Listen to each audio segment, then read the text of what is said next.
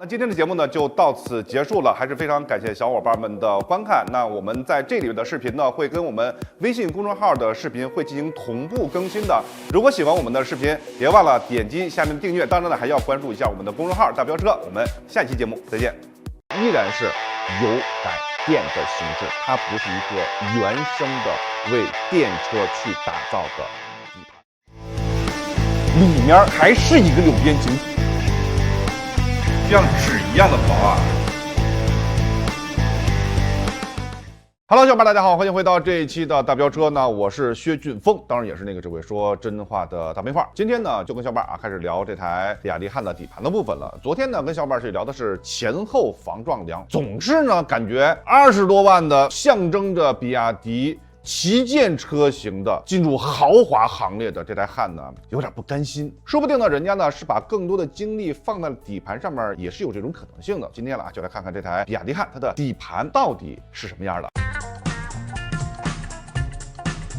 那我们昨天呢也是看到了它水箱架的上一侧是工程塑料的形式，那下一侧也是工程塑料的形式。之前也跟小伙伴去聊过很多次了，优点缺点都是有的。优点呢就是价格便宜，对吧？你的造价低了，你的成本也低了。还有一个呢就是它可以做更复杂的外形，所以说呢，塑料的整个水箱架呢的确是现在的一个大的潮流吧。但是呢，它依然是有非常致命的缺点，就是它的刚性会差一些。如果说发生了撞击的话损失就比较大，所以说这是一个相应的缺点。水箱架呢和它的副车架也是有一个金属的钢板冲压形式中间是镂空的，矩形相连的，也是作为下面一个托住的这样一个作用的。好，那我们向后看呢，就会看到整个的副车架。那这台车呢，副车架是一个非常标准，并且是非常强壮，很粗2根横梁，2根纵梁，是一个全框式的副车架，并且呢也是冲压焊接的形式。这个副车架做的非常的标准。那也就是如果说发生了正面碰撞的话，副车架是可以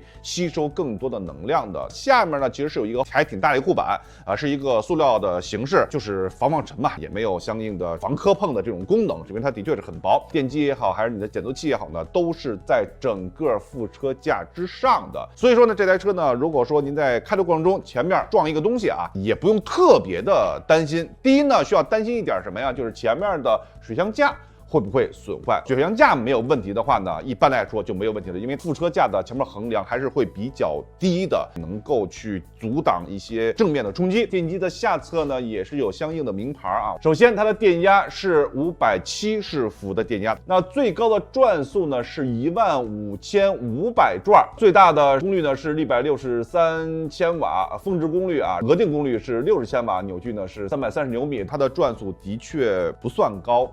是因为呢，我们现在统称呢高速电机，包括超高速电机呢是18000转到19000转之间。所以说呢，我们看到了这一个数值呢，也是能够理解我们当时在试驾的时候跟小伙伴去分享的它的高速性能弱，也是有一个原因的。重复一下，我们当时试驾是一个什么样的感觉？0是60到80没问题，快极了，你踩蹭蹭蹭的往前窜这个是电机的一个正常的反应。当你的电机达到一个更高转速的时候，从80到120，甚至稍微再高一些的时候，你会感觉特别的乏力。当时呢也是看到了15500转的这样一个转速呢，也是能够理解电机这个东西呢，它的确没有内燃机那么的复杂，但它依然是一个科技含量非常高的这样一个东西它的悬挂呢是一个非常标准的麦弗逊式的悬挂，这和99%的车型呢几乎是相同的。当然呢也有个别的车呢不是麦弗逊的，例如说我们之前说过 VBA 的车型，例如说什么 A4 3系包括说奔驰 C 级大多数用的是双 AB 的形式，包括说下面是一个双球的形式。的确双 AB 呢会有更好的几何图形，包括说有更高的极限。之前拆过的几个电车嘛，在这个价格区间例如说特斯拉小鹏 P7 也是双 AB 的形式。就麦弗逊呢也不是说不能用，它能够满足绝大部分我们普通消费者日常代步需求。我觉得这个作为一个车来说，它首先呢是没有问题的。之前也拆过比亚迪其他车型嘛，我们上期提到的比亚迪的秦 Pro， 那也是呢非常标准的麦弗逊的形式。所以说这种悬挂呢的确跟豪华呢是有一定距离的，但是说呢车呢还是个正常的车。好，双层冲压的下支臂，也是双层冲压的下三角臂，也可以看到是和副车架的2个点去相连接的。然后呢，会看到相应的驱动轴，然后会看到有相应的防倾杆，转向拉杆呢也是一个铸铁的形式，然后它的仰角呢也是一个铸铁的形式。对于电动车而言，减重其实是很重要的，并且这一个大的铸铁它的重量是不轻的，尤其是像你2.2吨的车型。应该是需要更快的悬挂的反应，它的 ABS 的霍尔传感器就是那个齿啊，需要用一个电磁的方式呢去感知这个轮胎的一个转的状况，竟然是一个开放式的。哎，怎么说呢？10万块钱的车，开放式呢我都不太能忍。您是一个20万的车型，当然说开放式的说能不能用？能用，你的工作原理是不会变的。但是我们看到的更多的车型，它是一个封闭式的，差别是什么？不凑巧，挺硬的一个东西正好卡在这里面，整个让你霍尔传感器损坏，这是有这种可能性的。10来万块钱的车都不太多见这种开放式的霍尔传感器，包括说转向拉杆下面的止退的这一个东西，就是它的一个止退销，不是说不能用，就是做的确不够严谨，就是这些小的细节真的还是需要去加强的。好，那再看一下其他的生锈的情况。这台车呢，整体防锈这块做的还是不错的，螺丝这块没有看到特别明显的锈点，但是呢，它的副车架的焊缝这块呢是有爆漆的情况啊，这块呢问题不太大。那我们再看一下刹车盘，是一个通风的盘。那我们看一下轮胎24545 R19 98V 是它轮胎的型号，是大陆品牌的轮胎，也算是用了一个比较好的胎。好，我们继续向后看，就是整个电池的部分了。首先这台车用的是大家一直在聊的叫做刀片电池，也是磷酸铁锂，在网上看过一些相应的测试。刀片电池而言，如果它被进行穿刺的话呢，它不会像三元锂电池那样有着更剧烈的反应，当然说它也是会有冒烟呀等等这些东西。所以说现阶段来说呢，磷酸铁锂电池相对而言它的安全系数会更高一些。但为什么之前没有人去做磷酸铁锂，是因为它的密度的原因，很难在这种乘用车的底盘上面去满足更高的续航里程。其实磷酸铁锂电池应用是很多的，包括说那些什么洒水车呀、工具车、工作车都是要求必须是磷酸铁锂的，是因为它的车大，我可以装更多的电池，可以去满足我的续航需求，并且呢，人家是集中管理，我可以随时充电，所以说呢，都是用的磷酸铁锂。后来刀片电池的出现嘛，也是让磷酸铁锂电池呢出现在了我们叫乘用车的视野之内，这也是非常好的一件事情。当然，磷酸铁锂电池呢依然有着它应用上面的短板嘛，包括说它的续航里程啊，在冬天里面它的亏电的情况也是非常明显的。之前试驾也跟小伙伴去聊了，电池的接口是用了一个铁的钢板去挡住的，这块我觉得还挺好的，就是它所有的水路线，包括说它的电路线，包括它的信号线，完全都是在这一个钢板的上一侧的，几乎可以说无论发生什么事情都不太可能会前面出来一个石头撞击电池的接口这块。当然说这个世界上没有100%的东西啊，我只能说它已经做得非常非常低了。我觉得其他的电动车厂商学习一下，这块钢板的成本没有想象中那么高，但是它起的作用是非常非常非常高的。那我们也是在看一个小细节，它的电池和它的车身依然是完全分开的两个东西。对于这台车而言呢，车身是车身，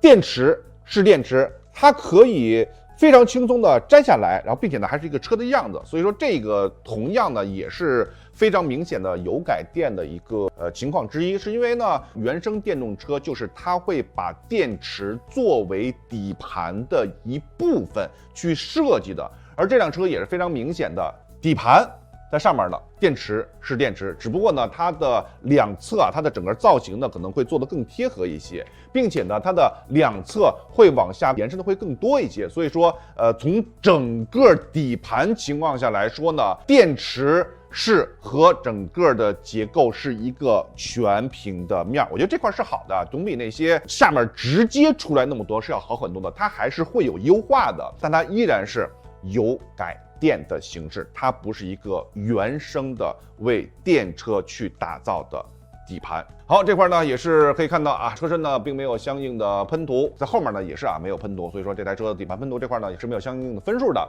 一直向后就看到了电池最后的部分了，这个电池呢是要比想象的要长得多得多。这块呢也有一个电池的名牌，跟小伙伴去念一下：锂离子动力电池系统，产品型号呢叫做 P96，135安时，大概呢是77个千瓦时，也就是我们充满电的话实际存在里面是77个电字儿，几乎是可以这么理解的。额定电压是569.6伏，后面呢就会看到这个非常突兀的电池向后侵入了很多。刚才也说了，磷酸铁锂电池它的密度是比较低的，就即使呢是用了刀片的排列的形式，为了达到标称的相应的里程的话呢，它也是没有办法要把电池做的这个长度是很夸张的。对于原车状态呢，它并没有这样它是会有一个挡板是完全包在里面的。有说，如果您是一个普通的消费者，您看到这个底盘，您就会觉得，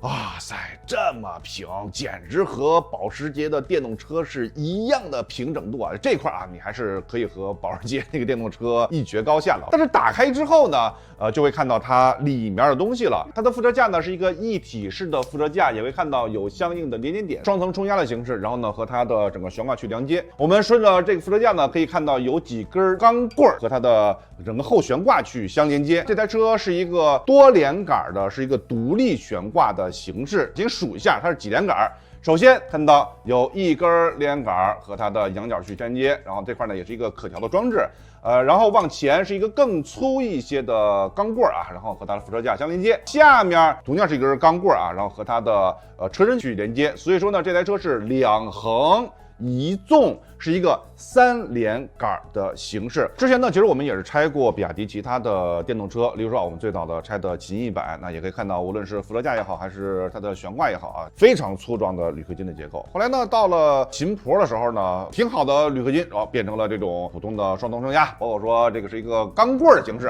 这台车呢也依然继承了秦 Pro 的这种形式也是看到了双层冲压，然后是这种钢棍的3连杆，看到相似的悬挂结构。我呢除了能够想起来非常老的那一代凯美瑞之外呢，可能再有的车型呢就是非常之少了。凯美瑞的悬挂呢，大家也是戏称叫做快的悬挂。当时呢，可能因为一些什么原因，对吧？人家是控制成本还是人家日本这铁少人家就是省料，是不是？造出一凯美瑞。但是现在人家不这样了，是不是 ？TNGA 的平台该是正经的副车架，大的那种钢板下摆臂的形式，这个呢就是渐渐的进入了主流的行列。再说豪华车，是不是？比亚迪这辆汉呢，作为旗舰车型，号称是和保时捷 Model 3 PK 的，您就拿这种去当做豪华车的用料吗？实在是有点说不过去了。豪华车什么样铝合金的材质占的比例是非常高的，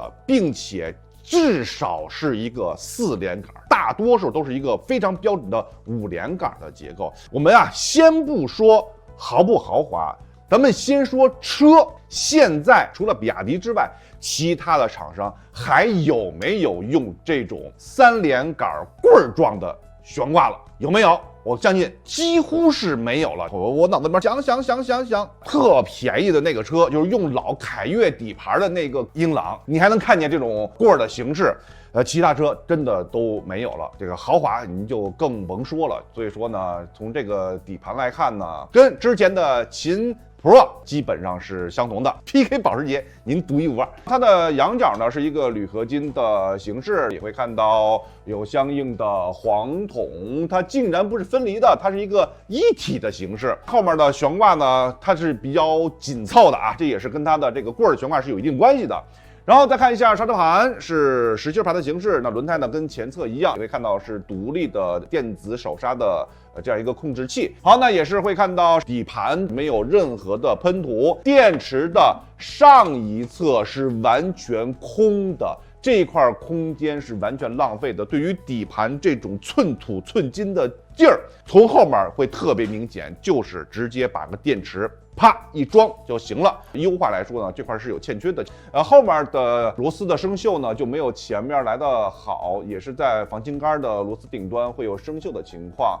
其他的都还是 OK 的。后面的这根横的金属的支架啊，是固定后面护板的一个支架，它的前后护板啊都是这么大个的。就是如果说不把护板拆下来，你是几乎看不到它的悬挂结构的，是因为它整个的包裹啊是比较严实的，你只能够看到一点点的铝合金仰角的状况。好，这就是后面悬挂这点事儿吧。那么现在呢，就回到之前看一下这台比亚迪汉，看看它的得分呢到底是不是豪华？我们现在去看一下。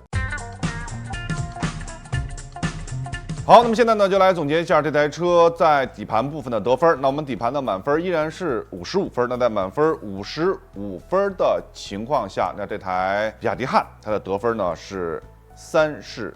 分。对于一个普通车来说呢，这也算是OK 的成绩。但是呢，如果说你要把它定位是一个豪华车的话，至少说从我们的分数来看，真的还是有一定的差距的。那个时候啊，比亚迪呢还是很舍得去用料的。我们也是回顾了一下我们之前在秦100的时候拆车的成绩。那秦100呢，在满分55分的情况下呢，它的得分呢是31分。可以说，无论是从底盘的结构来看，还是从它的材质来看，可以说这辆比亚迪汉的底盘几乎就是比亚迪秦 Pro 的放大版。对于小伙伴而言呢，我们也是网上大概搜了一下，可能大多是特斯拉都不放在眼里，直接去对标保时捷等等等等这些东西。如果没有拆开的话呢，